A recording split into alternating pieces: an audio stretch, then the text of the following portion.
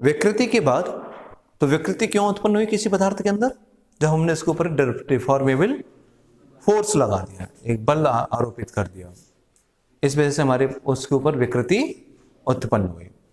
तो विकृति एक अनुपात हुआ जिसमें हम कितना वो विकृत हुआ बटे उसका वास्तविक, उसकी विमाएं या लेंथ या वॉल्यूम या एंगुलर डिस्प्लेसमेंट जो भी रहा हो।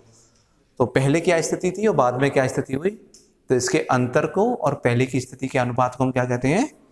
विकृति कहते हैं। तो विकृति का मात्रक तो होता है, जैसे अनुदैर्ध्य विकृति की बात करें तो उसका मात्रक क्या होगा? चेंज इन लेंथ बटे ओरिजिनल लेंथ है। तो चेंज इन लेंथ का मात्रक क्या है? मीटर। और लेंथ का मात्रक क्या है? मीटर। तो मीटर बटे मीटर।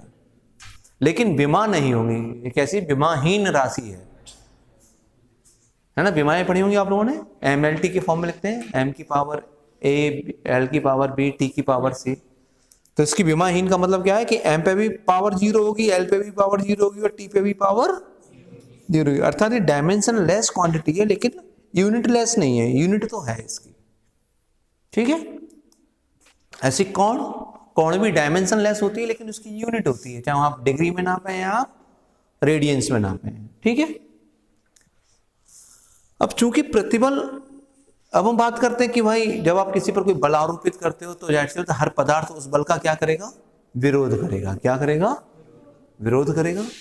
जब पदार्थ उस लगने वाले अपने ऊपर आरोपित बल का जो विरोध करता है, ठीक है, तो इस विरोध की भावना को हम क्या कहते हैं? जो विरोध जो कर रहा है, इस विरोधाभास बल को हम क्या कहते हैं? जो विरोध कर रहा है वो प्रतिबल कहलाता है। क्या कहलाता है? वो प्रतिबल कहलाता है, अर्थात रेजिस्टिंग पावर। ठीक है, तो कोई भी व्यक्ति के ऊपर आप किसी प्रकार का कोई आप बल आरोपित करें या किसी प्रकार का आरोप आरोपित करें तो वो उसका क्या करता है? विरोध करता है, रेजिस्ट करता है उसे। तो पदार्थ भी क्या करता है? उसको रेजिस्ट करता है। तो प्रतिबल क्या हो गया? प्रतिबल इज द इंटरनल प्रॉपर्टी, ये पदार्थ का आंतरिक गुण है जो अपने ऊपर लगने वाले डिफॉर्मेबल फोर्स को क्या करता है? विरोध करता है, उसका अपोज करता है। समझ में आ गई बात? तो एकदम स्ट्रेस की बात करें, क्या किसकी बात करें? स्ट्रेस की, प्रतिबल की बात करते हैं। जब हम स्ट्रेस की बात करते हैं तो ये क्या चीज है? ये अपने आप में एक पदार्थ की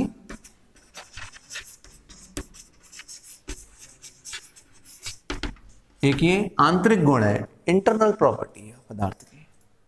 क्या काम करती है ये इंटरनल प्रॉपर्टी है? क्या काम करती है? रेजिस्ट टू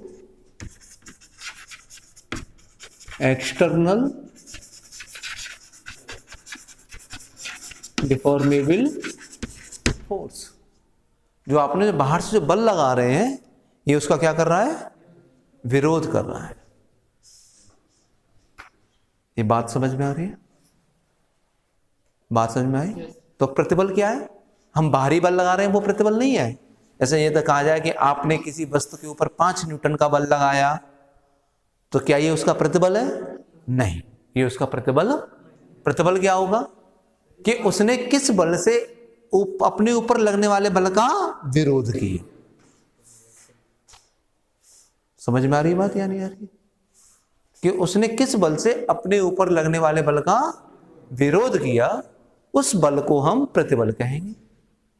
तो बाहरी लगने वाले बल का नहीं, जिस बल से वो रेजिस्ट कर रहा है। ठीक है, तो इसको हम मापते कैसे हैं भाई? किसने कितना प्रतिबल लगाया, इसको हम कैसे मेजर करते हैं, कैसे हम इसको नापेंगे? तो उसके लिए हम कैलकुलेट करते हैं, वो हम करते हैं स्ट्रेस इंटेंसिटी।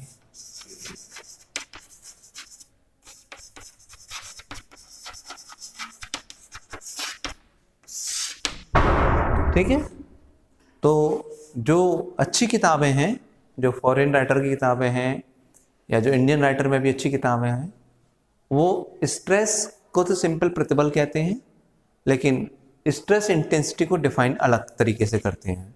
लेकिन लोकल जो हमारी किताब है, जनरल वाली किताब है, उन किताबों में स्ट्रेस इंटेंसिटी को ही जनरली वो लोग किसको रिप्रेजेंट कर देते हैं, स्ट्रेस से ही रिप्रेजेंट कर देते हैं। इसी को क्या कहते हैं कि यही हमारा प्रतिबल है। आगे बात समझे। तो प्रतिबल को जो नापने का जो पैमाना है वो ये माना गया कि इक्विलिब्रियम की स्टेट ले ली जाए। किसकी स्टेट ले ली जाए? साम्यावस्था की। साम्यावस्था का तात्पर्य क्या होता है? साम्यावस्था का तात्पर्य ये होता है कि उस पर लगने वाला बल और उस पर लगने वाले प्रतिक्रिया बल दोनों आपस में क्या होते हैं? बराबर होते हैं। तो जब ये दोनों आपस में बराबर होंगे तो इसका क्या मतलब हुआ कि लगने वाला बल और विरोध करने वाला बल दोनों आपस में बराबर है। तो इसका मतलब क्या होगा कि आपने 5 न्यूटन का बल लगाया और वस्तु साम्यावस्था के अंतर्गत है, तो उस पर लगने वाला प्रतिबल भी 5 ही न्यूटन का होगा नहीं होगा? लेकिन यहां पर डेफिनेशन के हिसाब से हम प्रतिबल किसे कहते हैं? वो 5 न्यूटन हम नहीं कहेंगे, फिर हम वो तो एक तरह से 5 न्यूटन का तो प्रतिरोधात्मक बल हो गया। उसका क्या हो गया? वो प्रतिरोधात्मक बल हो गया। लेकिन वास्तविकता में स्ट्रेस इंटेंसिटी क्या बनी? ये बनी कि इंटरनल रेजिस्टिव फोर्स, जिस बल से वो प्रतिरोध कर रहा है, divided by area on which force is applied. क्या मतलब? वह क्षेत्र जिस पर बल आरोपित हो रहा है। जैसे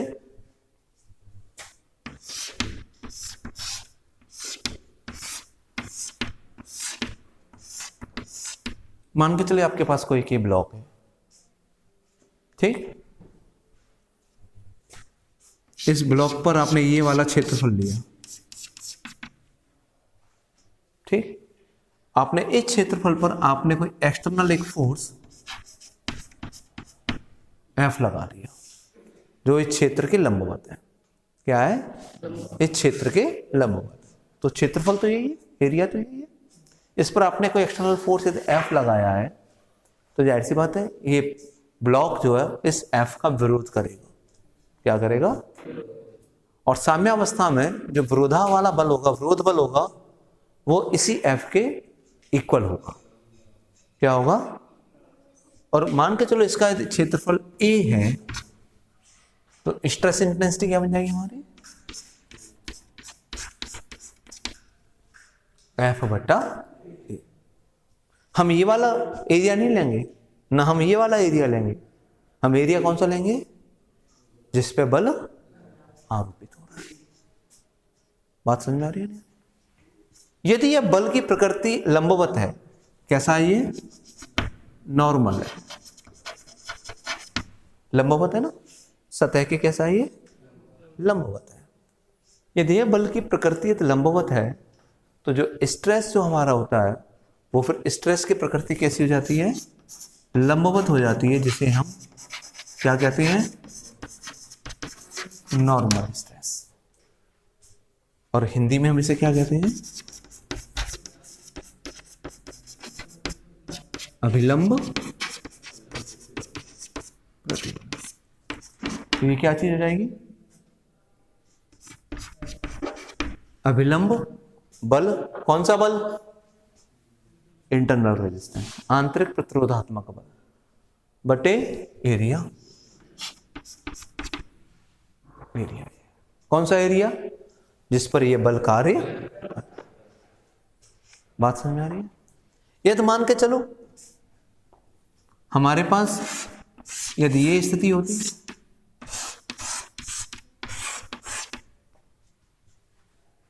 आप सतह यही लेते, लेकिन आप बल इसके स्पर्श के साथ लगाते। बल सतह से स्पर्श करता हुआ लग रहा है। बल तो ये भी लग रहा है, नहीं लग रहा है? किस एरिया पर लग रहा है? ए एरिया पर काम कर रहा है। तो प्रतिबल यहां पर भी उत्पन्न होगा, इंटेंसिटी, प्रतिबल की तीव्रता, तो यहां पर भी उत्पन्न होगी। वो कौन सा प्रतिबल कहलाएगा? वो कहलाएगा हमारा टेंजेंशियल, या इसे हम शीयर भी कहते हैं। क्या कहते हैं? स्ट्रेस।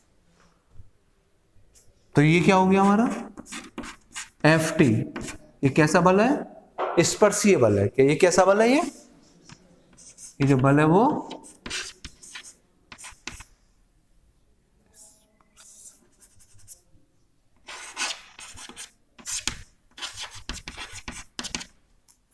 ठीक है। इसे हमने किससे रिप्रेजेंट किया है? Ft। T for tangential, tangential कौन क्या है? स्पर्शीय। N फॉर नॉर्मल, अविलंब। तो Ft बटा ये कैसा प्रतिबल हो गया हमारा? स्पर्शीय। बात समझ में आ रही है नहीं आ रही है? तो आप किसी भी तल पर या तो आप अविलंब प्रतिबल कैलकुलेट करेंगे या स्पर्शी प्रतिबल को। कभी कभी तीसरे के दिमाग में ये बात आ जाती है, सर यदि ये स्थिति है तो क्या करेंगे भाई? तब भी तो कुछ करना चाहिए। ये इसकी नॉर्मल की डायरेक्शन है, ठीक है। और मान के चलो ये कोई बल किसी एंगल पर कार्य करने लगे, और मान चलो ये एंगल थीटा है नॉर्मल से, ये भी तो हो सकता है भाई। हम नहीं लगा रहे लंबवत अपना बल, हम नहीं लगा रहे अब स्पर्शीय बल। यदि हम इस तरह का कोई बल लगा दें तब इसमें कौन सा प्रतिबल उत्पन्न होगा? अभिलंब उत्पन्न होगा या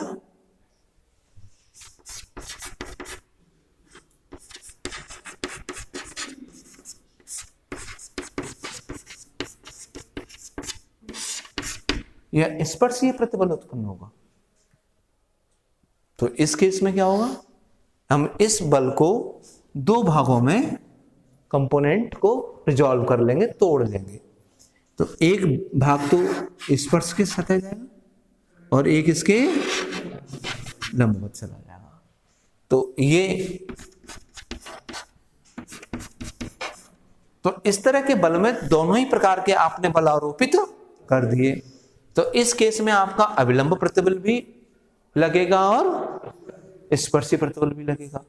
अभिलंब प्रतिबल के कारण रेखीय और पार्श्वीय दोनों प्रकार की विकृति उत्पन्न होंगी, और स्पर्शीय के कारण आपकी एंगुलर या स्पर्शीय विकृति भी उत्पन्न होगी। समझ में आ रही है बात या नहीं आ रही है? ठीक है। तो ये दोनों ही प्रकार की प्रक्रियाएं उत्पन्न होंगे उसमें। तो ये हमारे पास क्या हो गया? नॉर्मल स्ट्रेस, टेंजेंशियल स्ट्रेस, दो प्रकार के हमारे प्रतिबल हैं, अभिलंब और स्पर्शीय। यदि हम इनकी मात्रक की बात करें तो फोर्स का मात्रक होता है न्यूटन और एरिया का मात्रक होता है मीटर स्क्वायर। तो ये इसकी क्या है? यूनिट है। बताइए